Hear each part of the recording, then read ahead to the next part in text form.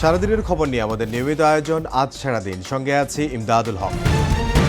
মতাদর্শের ঊর্ধ্বে গিয়ে সবাইকে সঙ্গে নিয়ে কাজ করার প্রতিশ্রুতি দিয়েছে ডাকসুর নতুন নেতৃত্ব। কার্যনির্বাহী পরিষদের প্রথম আনুষ্ঠানিক সভায় আগামী 1 বছরের জন্য প্রতিনিধিদের ভূমিকা কি হবে তা নিয়ে পরিকল্পনা গ্রহণের সিদ্ধান্ত নেওয়া হয়েছে। এছাড়া ডাকসু থেকে যে 5 জন সিনেট সদস্য হতে যাচ্ছেন ঘোষণা করা হয়েছে তাদের নামও। ডাকসুর জিএস এস এম ফরহাদ বলেন, রাজনৈতিক ভেদাভেদের ঊর্ধ্বে গিয়ে সব মতাদর্শের শিক্ষার্থীদেরকে সঙ্গে নিয়ে কাজ করার সিদ্ধান্ত নেওয়া হয়েছে। আগামী 1 বছরে পরিষদের সব সদস্যদের কি ভূমিকা হবে সেটি নিয়ে কার্যনির্বাহী পরিকল্পনা গ্রহণের সিদ্ধান্ত নেওয়া হয়েছে। নবনির্বাচিত ভিপি সাদিক কায়েম বলেন, ডাকসু নির্বাচনে কারো জয় পরাজয় হয়নি, বরং নির্বাচন হওয়ায় বিজয় হয়েছে সবার, বিজয় হয়েছে জুলাই। ডাকসুর নতুন নেতৃত্ব পেয়েছে জাহাঙ্গীরনগর বিশ্ববিদ্যালয়। শেষ হয়েছে নির্বাচিত ছাত্র সংসদের জন্য 33 বছরের অপেক্ষা।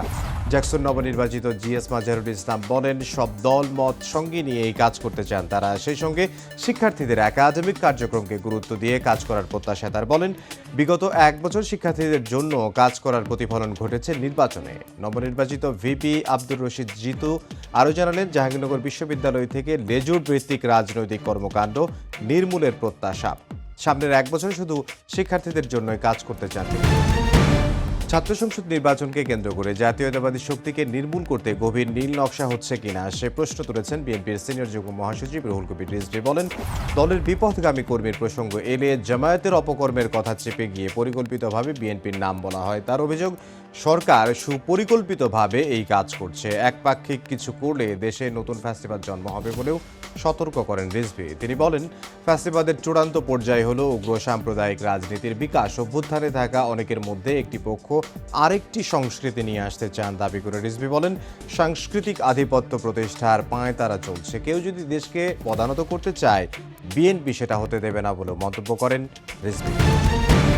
48 ঘন্টার মধ্যে নুরুল হক নূরের উপর হামলাকারীদের আইনের আওতায় না আনলে যমুনা ও সচিবালয় ঘেরাওয়ের হুঁশিয়ারি দিয়েছেন গণ অধিকার পরিষদের সাধারণ সম্পাদক রাশেদ খান। বলেন, অপরাধীদের আইনের আওতায় না আনার ব্যর্থতার দায় নিয়ে স্বরাষ্ট্র উপদেষ্টাকে পদত্যাগ করতে হবে। গণ অধিকারের নেতারা জানান, শারীরিক অবস্থার কিছুটা অবনতি হওয়ায় নূরকে আরও কিছুদিন হাসপাতালে থাকতে হবে। দলীয় প্রধানকে বিদেশে উন্নত চিকিৎসার জন্য নেয়ার ঘোষণা দিয়েও সরকার গড়িমসি করছে বলেও মন্তব্য করেন তারা। সংসদীয় আসন পুনর্বিন্যাসের প্রতিবাদে 3 জেলায় চলছে বিক্ষোভ। ফরিদপুরে সড়কের পাশাপাশি রেলপথ অবরোধ করেছেন আন্দোলনকারীরা। এতে পদ্মা সেতু হয়ে ঢাকার সঙ্গে দক্ষিণাঞ্চলের ট্রেন চলাচল বন্ধ রয়েছে। পাবনায় চলছে সকাল সন্ধ্যা হরতাল। আসন পুনর্বহালের দাবিতে বিক্ষোভ হয়েছে বাগেরহাটে। চাকরির জন্য নয়, মানুষের জন্ম হয়েছে উদ্যোক্তা হওয়ার জন্য, এমন মন্তব্য করেছেন প্রধান উপদেষ্টা ডক্টর মোহাম্মদ ইউনূস। তরুণদের চাকরি না খুঁজে উদ্যোক্তা হওয়ার আহ্বানও জানিয়েছেন তিনি। বলেন, তার সরকার সব মানুষকে উদ্যোক্তা হিসেবে গড়ে তুলতে কাজ করছে। হয়রানি কমাতে সেবা খাতে স্বচ্ছতা বাড়াতে চায় অন্তর্বর্তী সরকার। তাই কর আইনজীবীদের সেবা গ্রহীতাদের হয়রানি না করার অনুরোধ জানিয়েছেন অর্থ উপদেষ্টা ডক্টর সালেউদ্দিন আহমদ। বলেন, অন্তর্বর্তী সরকারের করে যাওয়া সংস্কার পরবর্তী নির্বাচিত সরকারের জন্য সহায়ক হবে। এ সময় আগামী বছর থেকে কর্পোরেট কর প্রদান পুরোপুরি অনলাইনে বাধ্যতামূলক করা হবে। এবছরই তৈরি করা হবে কর অ্যাপ। বলেন, কর আদায়ের প্রক্রিয়া ডিজিটালাইজেশন করা গেলে অডিট সিলেকশন ও অডিট প্রক্রিয়া অটোমেটেড করা সম্ভব হবে।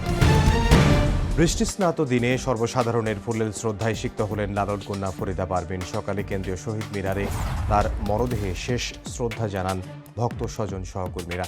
এরপর ঢাকা বিশ্ববিদ্যালয় কেন্দ্রীয় জামে মসজিদের পাশে জানাজা শেষে কুষ্টিয়ার উদ্দেশ্যে যাত্রা করে মরদেহবাহী গাড়ি। সেখানেই বাবা মায়ের কবরের পাশে চিরনিদ্রায় শায়িত হবেন লালন সম্রাজ্ঞী ফরিদা পারভিন।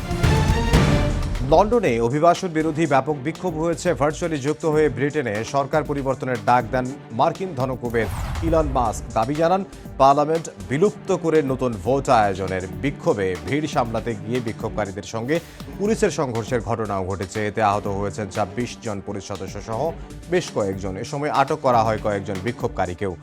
একই দিন বাংলাদেশে অধ্যুষিত এলাকায় হয়েছে বর্ণবাদ বিরোধী বিশাল র্যালি। আসরের সবচেয়ে হাই ভোল্টেজ ম্যাচে আজ মুখোমুখি হচ্ছে ভারত। পাকিস্তান ফর্মের তুঙ্গে থাকলেও বর্তমান পাকিস্তান দলটাকে বেশ সমীহ করছে টিম ইন্ডিয়া। অন্যদিকে চাপ থাকলেও সেরা খেলাটা খেলার প্রত্যাশা মেইন ইন গ্রিনের দুবাই আন্তর্জাতিক স্টেডিয়ামে দুদলের লড়াই শুরু হবে বাংলাদেশ সময় রাত 8:30টায়। এই ছিল আজ সারাদিনে। দেখা হবে আগামীকাল।